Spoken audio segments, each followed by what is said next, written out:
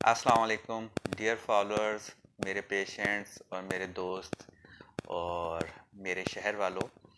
अ, आज ये वीडियो बनाने का मकसद ये है कि मैं थोड़ा सा आप लोगों को गाइड कर सकूं कि कौन से मरीज़ जो हैं किस डॉक्टर के पास जाएं तो वो अपना बेहतर तौर पे इलाज करवा सकते हैं। बहुत सारे मेरे पास एजुकेटेड लोग भी आते हैं, कुछ लोग जिनका ताल्लुक शहरों से होता है, गांव से होता है, मुख्तलिफ पढ़े लिखे भी होते हैं और कोई इतने पढ़े लिखे नहीं भी होते।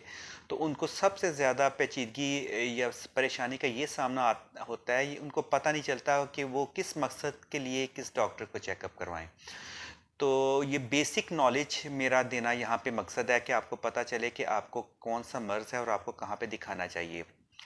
To be frank and honest, जो जनरल मेडिसिन वाले डॉक्टर हजरात होते हैं, जिस तरह मैं हूँ या और मेरे कोलीग्स हैं जिन्होंने बेसिक तालीम इंटरनल मेडिसिन में होती है, एडल्ट इंटरनल मेडिसिन में, तो वो लोग हर किस्म के मेडिसिन से रिलेटेड डॉक्टर्स को पेशेंट्स को देख सकते हैं। उनमें ख्वाह वो गुर्दे के मरीज़ हों, दिल के अमराज के मरीज़ हों, जहन के मरीज़ हों, जेल के मरीज़ हों, या कोई भी ऐसी जो मालूमात है, पेट, आंत, मैदा वगैरह, शुगर, ब्लड प्रेशर, ये तो अमूमी होते ही हैं, ठीक है। हार्मोन से रिलेटेड प्रॉब्लम्स हो उनको भी। तो क्योंकि इसकी वजह ये है कि इन लोगों ने जो 4 साल पोस्ट ग्रेजुएट ट्रेनिंग हासिल की होती है, उसमें जनरल मेडिसिन के अलावा भी जितनी फैकल्टीज़ हैं उनमें बेशतर में उन्होंने रोटेशंस और काम किया होता है। उसके अलावा उनकी स्किल्स, उनको बेसिक नॉलेज पता होता है कि ये बीमारी है, इसके ताल्लुक इस दूसरी बीमारी के साथ क्या हो सकता है और आगे इसको हमें कहाँ पे इंटरवेंशन की ज़रूरत है। ये बिल्कुल सही बात है कि अगर आपके पास इनिशियल आता है और एक अच्छा डॉक्टर समझता है कि आपको दिल की कोई इंटरवेंशन करने की ज़रूरत है, तो वो आपको बिल्कुल इंटरवेंशन कार्डियोलॉजिस्ट के पास भेजेगा, नेफ्रोलॉजिस्ट की ओपिनियन लेकर, जहां वो समझेगा कि नेफ्रोलॉजिस्ट को दिखाने डायलिसिस और उसके आगे प्रॉपर जो है सद्दे बाप के लिए दिखाने की ज़रूरत है, वहाँ पे भेजेगा।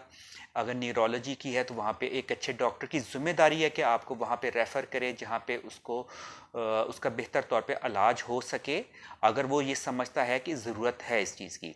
लेकिन बहुत सारी पेशेंट्स को मॉर्बिड कंडीशंस के साथ आ रहे होते हैं, उनको एक बीमारी के साथ 2-3 मसले और भी चल रहे होते हैं।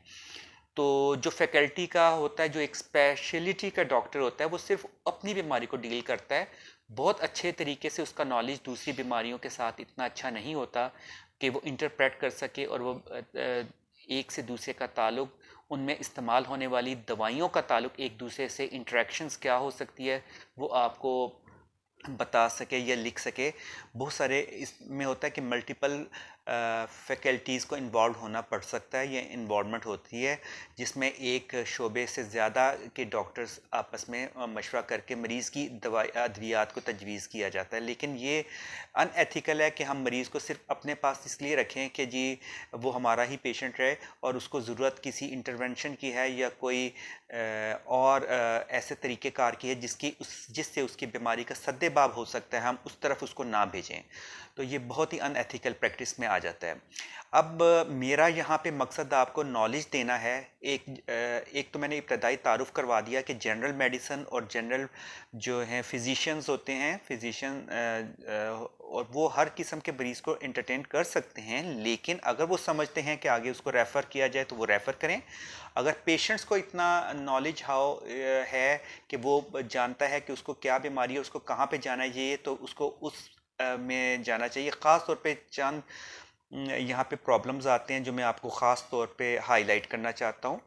अगर हम दिमाग की बात करें तो हमारे पास मरीज़ जो हैं, नफ्सियाती मरीज़ आते हैं, न्यूरोलॉजी या ज़हनी अमराज या दिमाग से रिलेटेड बीमारियों के मरीज़ आते हैं, और न्यूरो सर्जरी के मरीज़ आते हैं, यानी कि जिनको ऑपरेशंस वगैरह की आती है। मेडिसिन और सर्जरी दो बिल्कुल एक कह लें कि ऑपोजिट फील्ड्स हैं। Opposite fields in the sense क्या, एक का तरीका इलाज दवाइयों और मशवरों से है और दूसरे का तरीका इलाज जो है वो ऑपरेशन करके या उसका कोई इंटरवेंशन करके है। तो ये दो बेसिक फील्ड्स आ जाती हैं। इसमें आगे आगे हमने कैटेगराइज करना होता है।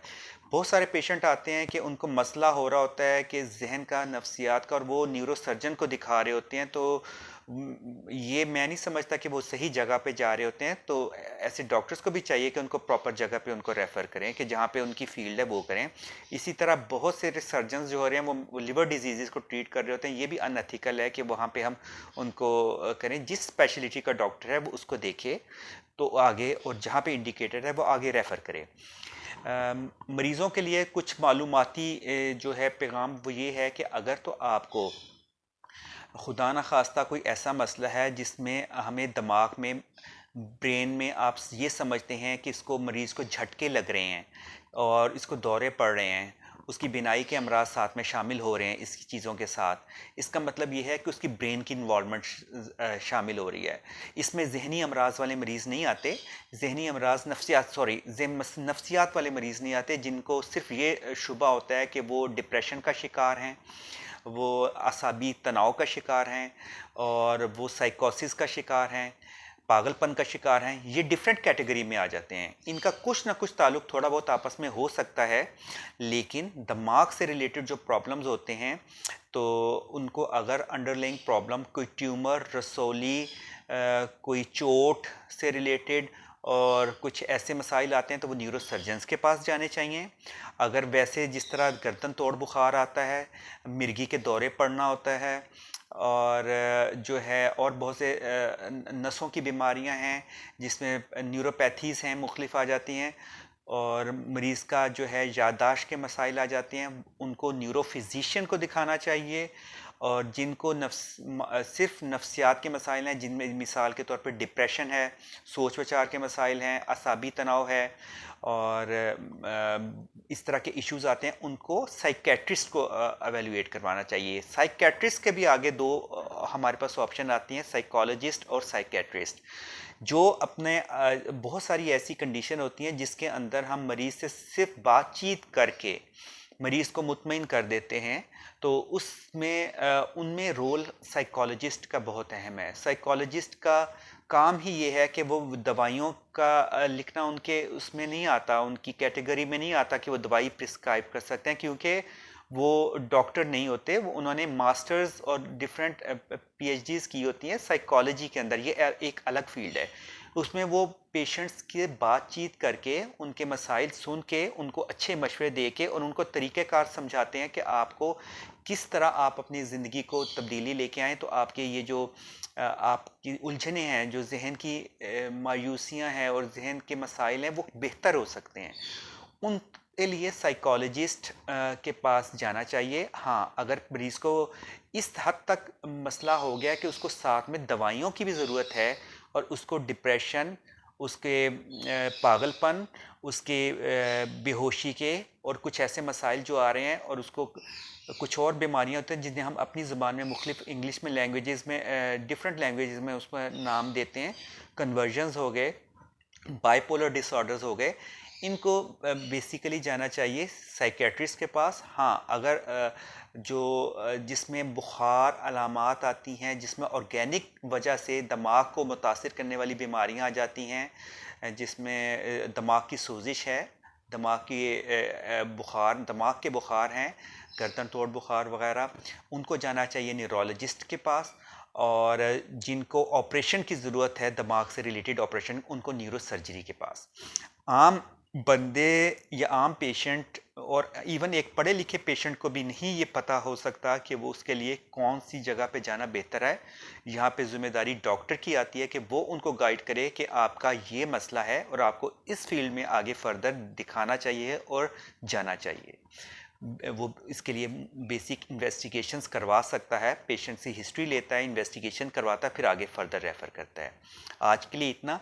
आगे मैं और मसाइल के बारे में आपको बताऊंगा कि, और जो ये तो मैंने सिर्फ दिमाग और हराम मगज़ से मुतालिक बातें की हैं कि उनके मसाइल के लिए हमें कहाँ कहाँ जाना चाहिए। आगे जो और अमराज हैं उसके लिए मैं आपको दोबारा इसके बारे में आगाही दूंगा। शुक्रिया।